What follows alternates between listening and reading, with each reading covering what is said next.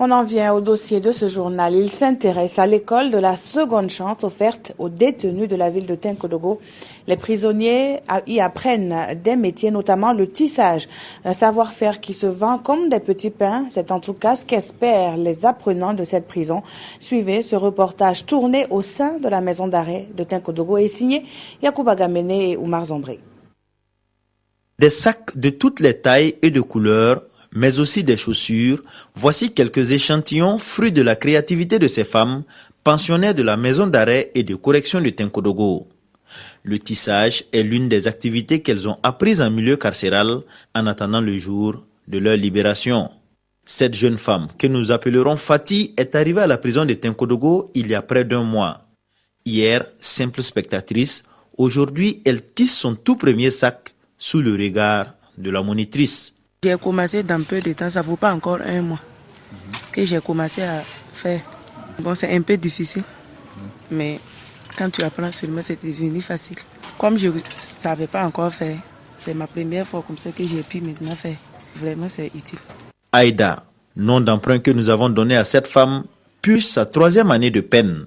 Elle nous montre comment elle arrive à transformer ses simples sandales en œuvre d'art. Je coupe les fils et puis je défais.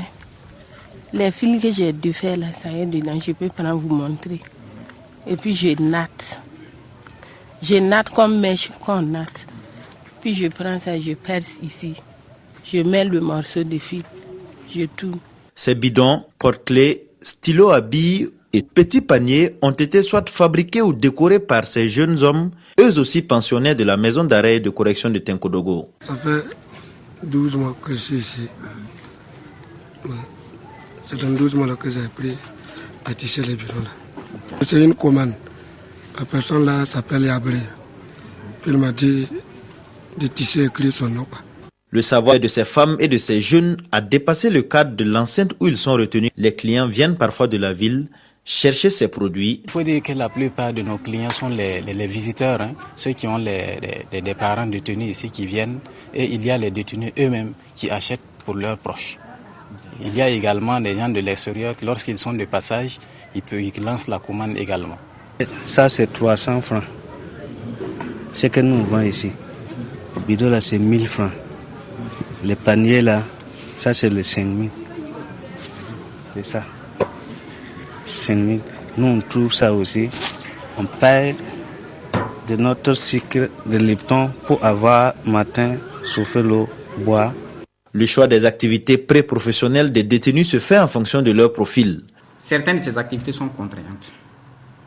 Il incombe à tout détenu condamné d'exercer des activités du travail pénitentiaire. L'activité est adaptée au choix des détenus. Maintenant, le choix des détenus, c'est en fonction de la dangerosité de chaque détenu. Si le détenu manifeste un gage sérieux de réinsertion sociale, nous on l'accompagne facilement. Maintenant, si le détenu veut toujours se comporter comme il était au grand dehors, c'est-à-dire qu'on ne peut pas collaborer avec lui. Collaborer, c'est tout ce que ces détenus, hommes et femmes, ont fait pour apprendre un métier qui va sans doute faciliter leur insertion socio-professionnelle une fois libres. Un métier qu'ils entendent bien poursuivre avec la ferme volonté de ne plus jamais revenir en prison